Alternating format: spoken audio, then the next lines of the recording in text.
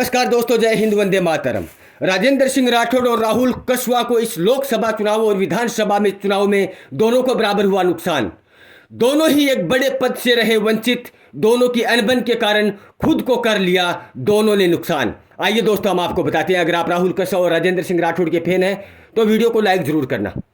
लोकसभा चुनाव और विधानसभा चुनाव में राजेंद्र सिंह राठौड़ दोनों ही चुनाव में राहुल जी कस्वा और नरेंद्र बुडानिया के सामने थे। राजेंद्र सिंह राठौड़, पहले मैं आप लोगों को राजेंद्र सिंह राठौड़ के नुकसान के बारे में बताता हूं, फिर राहुल कस्वा के बारे में बताऊंगा। आप लोग वीडियो को पूरा देखना। राजेंद्र सिंह राठौड़ 35 साल से लगातार चूरू जिले से जीतते आ रहे हैं। इस बार अगर वो चुनाव जीत जाते तो मुख्यमंत्री के दावेदार थे, न कि कोई पद के दावेदार थे, वो डायरेक्ट मुख्यमंत्री के दावेदार थे। राहुल कस्वा ने कहा कि राजेंद्र सिंह राठौड़ ने मेरी टिकट कटवाई। अगर ऐसा काम अगर वाकई में किया होगा, राजेंद्र सिंह राठौड़ मना कर रहे हैं, लेकिन अगर किया होगा, जो उस टिकट कटवाने पर जो चुनावों का वोटरों का जो रुझान बढ़ा, उससे राजेंद्र सिंह राठौड़ को बहुत बड़ा नुकसान हुआ। क्योंकि राजेंद्र सिंह राठौड़ 35 साल से चूरू में लगातार जीतते आ रहे हैं और वो 8वीं बार जीतते तो डायरेक्ट मुख्यमंत्री थे और राजस्थान के चूरू जिले का वो मुख्यमंत्री बनता जो हिंदुस्तान की लेवल में चूरू जिले का आज तक किसी भी इंसान को इतना बड़ा पद नहीं मिला। किस वोटर ने की गई ही ऐसी गलती? किस वोटर ने धोखा दिया होगा राजेंद्र सिंह राठौड़ को, या फिर कैसे कैंडिडेट ने धोखा दिया होगा राजेंद्र सिंह राठौड़ को, जो इतने बड़े पद से राजेंद्र सिंह राठौड़ को वंचित कर दिया गया? अगर राजेंद्र सिंह राठौड़ पहले धोखा नहीं करते, उड़ती हुई बातें आ रही है कि राहुल जी कस्वा की टिकट कटवाई, अगर वो माहौल ना बनता तो राजेंद्र सिंह राठौड़ एक ऐसे मुकाम पर होते जो उनका 70 साल का सपना पूरा हो जाता और चूरू जिले की हर एक जनता का सपना पूरा हो जाता।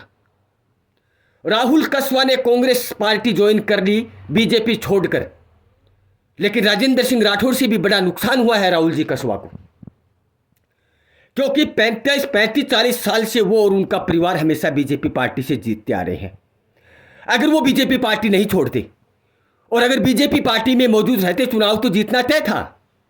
क्योंकि राहुल कस्वा वो कलाकार है जिन्होंने 2 बार पिछले चुनाव लड़े थे, तीसरी बार चुनाव कांग्रेस पार्टी में आने के बाद भी जीता है।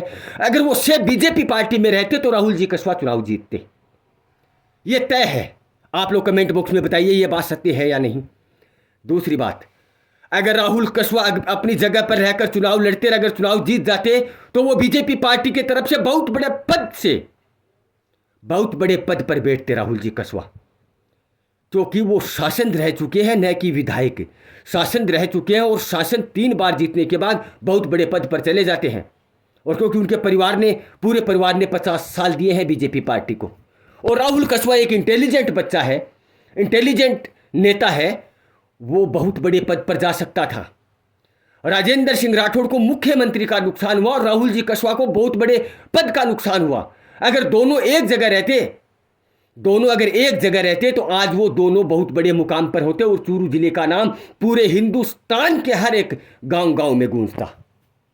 लेकिन नहीं, वोटर नहीं चाहते इस चीज को, कैंडिडेट नहीं चाहते, आपस में नेता नहीं चाहते कि ये लोग आपस में इतने बड़े पद पर चले क्यों जाए, ये पद मुझे मिलना चाहिए, इनको क्यों मिला। ऐसा होने से दोनों को नुकसान हो गया। इस चुनाव में एक ऐसा माहौल बना कि मुख्यमंत्री कुर्सी पर बैठे हुए राजेंद्र सिंह राठौड़ को नीचे उतार दिया। राहुल जी कस्वा बहुत बड़े पद पर बैठे हुए थे, लेकिन उनको भी कुर्सी नहीं मिली। राहुल जी कस्वा बीजेपी पार्टी छोड़कर कांग्रेस में आए, लेकिन चुनाव जीत गए। लेकिन अब काम कराने में दिक्कत होगी, क्योंकि शुरू से लेकर एंड तक पूरी बीजेपी पार्टी है। मानते हैं वो कलाकार है, उन्हें यह भी पता है कि काम कैसे होता है कैसे नहीं होता है, लेकिन दिक्कत तो आ सकती है क्योंकि पूरी पार्टी बीजेपी है दोस्तों। तो कांग्रेस का उठाव कितना होगा उनके सामने। अब आप लोग कमेंट बॉक्स में बताइए कि यह बात सच्चाई है या नहीं। दोनों ही नेता ने आपस में 40 साल एक थाली में खाकर, और उस थाली के 2 टुकड़े हो गए। अब कहीं के बैठने लायक नहीं रहे दोनों नेता। ये आप लोग कमेंट बॉक्स में बताएंगे। वीडियो को लाइक करना, चैनल को सब्सक्राइब करना। जय हिंद, वंदे मातरम।